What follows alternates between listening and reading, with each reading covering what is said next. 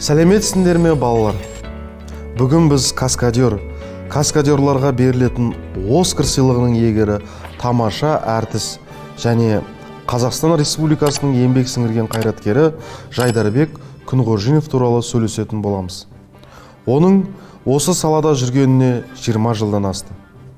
Осы уақыт ішінде ол моңғол, көшпенділер, жаужүрек мың бала, күндізгі барлаушы, Мулан, Тамирис сияқты фильмдерге түсіп, Сильвестр Сталлоне, Арнольд Шварценеггер, Джейсон Стэтхэм, Киану Ривз және Джет Ли сияқты жұлдыздармен жұмыс істеп үлгерді. Жайдарбек аға 1969 жылы 6 тамызда дүниеге келген. Оның каскадерлық мансабы 22 жасында басталды. Әскерден оралған жас жігіт Мәскеу циркіне ат спортының акробаты болып жұмысқа орналасады. 90 жылдардың басында Күнғожинов туған жері Қазақстанға оралады. Мұнда ол бірнеше жылқы сатып алып, Қазақ мемлекеттік циркіне жұмысқа кіріседі. Ол заманда кино саласынан гөрі цирк өнері өркендеп тұрған болатын. Сондықтан болар фильмдерге каскадерлер де керек болмады. Бір сұхбатында Жайдарбек 2000 жылдардың басында Луговой ауылында фильм түсіретінін айтты. Сол кезде оған өзінің кәсіби каскадерлер командасын құру туралы ой келеді. Оның үстіне цирктегі жұмысы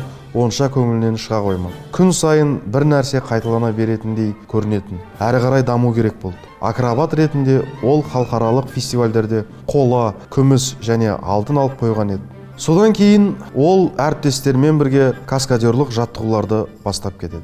Ол бір күні кино саласы аяғынан тұрып кетер деп үміттенді. Осылайша Күнғожиновтың жетекшілігімен көшпенділер каскадерлар тобы пайда болды. Жас каскадерлер алғаш рет көшпенділерде көзге түсті. Көп ұзамай Сергей Бодров моңғол фильм түсіруге кірісіп, Күнғожиновты трюктерді қоюшы ретінде шақырады. Алайда тәжірибесі аз болғандықтан каскадер тек трюк жасай алатынын айтып бас тартады. Осыдан кейін Күнғожинов Америкадағы каскадерлік курстарға барып, әріптестерінің видеоматериалдарын зерттеп, тәжірибе жинақтайды. Бір жылдан кейін ол Сергей Бодровпен жұмыс істеуге келіседі. Біраз уақыттан кейін моңғол фильмін австралиялық режиссер Питер Вайер көреді. Сол кезде ол Колин Фаррельмен бірге өзінің соңғы фильмі «Үйге қайтар жол» фильмін түсіріп жатқан және Қазақстаннан дәл сол каскадерлер тобын іздеп жүрген. Осылайша біздің каскадерлер Голливуд киносына тап болады. Көп ұзамай олар басқа фильмдерге де шақырыла бастады. Каскадер тар бағыттағы мамандық деп есептелетіні жасырын емес.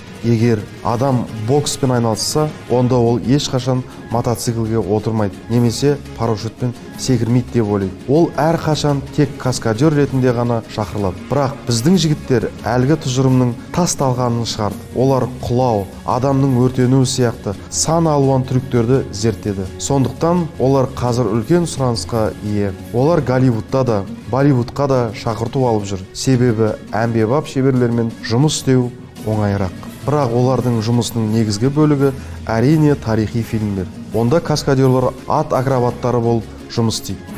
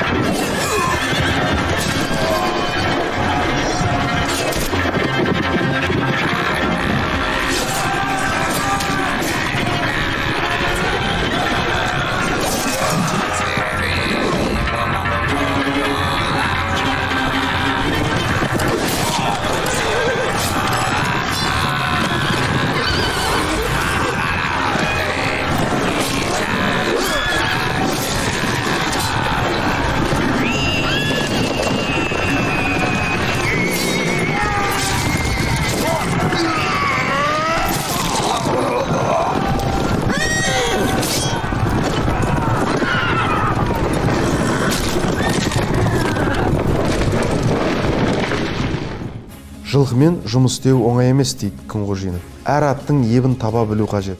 Табын болып өмір сүретін жануарлар үстемдік жүргізгенді ұнатады. Жылқыға қатты қатал болсаң, ашуланады. Жұмсақ болсаң, саған үстемдік етеді. Соны ескеру керек. Трюк үшін туған аттар бар. Сондай аттың бірі күндізгі барлаушы фильміне түсті. Сонымен қатар жуас аттар да бар. Олармен қарапайым актерлар оңай жұмыс істей алады. Каскадерлар күніне 12 сағат жұмыс істейді. Жылқылар да солай. Егер аз жұмыс істесеңіз, онда жануарлар жалқауланып кетеді. Команданы әрқашан жақсы формада ұстау керек дейді Күнғожинов. Топта аптасына 2 рет акробатика сабақтары, 3 рет ат акробатикасы, 1 рет жауынгерлік жаттығулар өтеді. Каскадерлар түсірілімге алдын ала дайындалады. Құрал жабдықтарды сынақтан өткізеді. Түсірілім алаңымен танысады. Жануарларды жаттықтырады. Көбінесе экшн көріністерді таспалау кезінде қиындық туындап жатады. Мәселен, операторлардың трюкті дұрыс түсіре алмауы мүмкін. Сондай-ақ қаражат тапшылығына байланысты режиссер өте күрделі трюктерді өзгертіп тастауы ықтимал. Намат қоржынында көптеген марапаттар мен медальдар бар. Соның ішіндегі ең құнды марапат каскадерларға берілетін Оскар, яғни Таурус сыйлығы. Бұл кинодағы ең жақсы трюктерді қойғаны және орындаған үшін берілетін дүниежүзілік каскадерлар академиясының сыйлығы. Таурус әлемнің түкпір-түкпірінен жиналған үздік каскадерларды, режиссерларды және экшн мамандарды марапаттайтын ең беделді сыйлық. Күнғожинов 2020 жылы Томирис фильміне трюктер қойғаны үшін Таурус сыйлығын алды.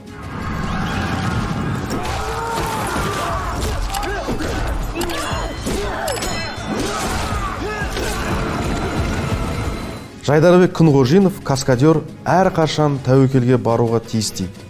Әйтсе де, ол кейбір трюкті орындамас едім дегенді айтады. Мысалы, үлкен биіктіктен суға секіру, жақсы дайындық болмаса, өте қауіпті болуы мүмкін дейді. Каскадерлар қаншалықты ержүрек болып көрінгенімен, оларда да қорқыныш болады. Жайдарбектің айтуынша, бірде көшпенділердің түсірілімі кезінде шабандоз астындағы атымен бірге бір бүйірге қарай құлауы тиіс болады. Бірақ ол аттың қалай қай жерге құлайтынын түсінбей қатты қорқады. Сол кезде фильмде трюк қойушы болған америкалық каскадер және актер Владимир Орлов аттың қай жаққа құлап жатқанын түсінгенше соңына дейін отыр, содан кейін қарама-қарсы жаққа құла деп үйретеді. Ал Күнғожинов болса тезірек аттан секіру керек. Себебі жылқы ірі жануар, салмағы жарты тонна, тез құлайды. Оның қай бағытта құлайтынын түсініп отыратын уақыт жоқ деп ойлайды. Мұндай кезде әрине қорқынышты. Бірақ каскадерлар өз дегеніне жету үшін басын қатерге тігуден қашпайды. Бүгінгі технологияның арқасында барлық трюктерді каскадерлерсіз компьютермен ақ салуға болады. Десек те, Жайдарбек каскадер мамандығын ешбір технология ығыстыра алмайтынына сенімді. Каскадердің айтқандарымен келсесіңдер ме, балалар? Осымен сабағымыз аяқталды. Назарларыңа рахмет.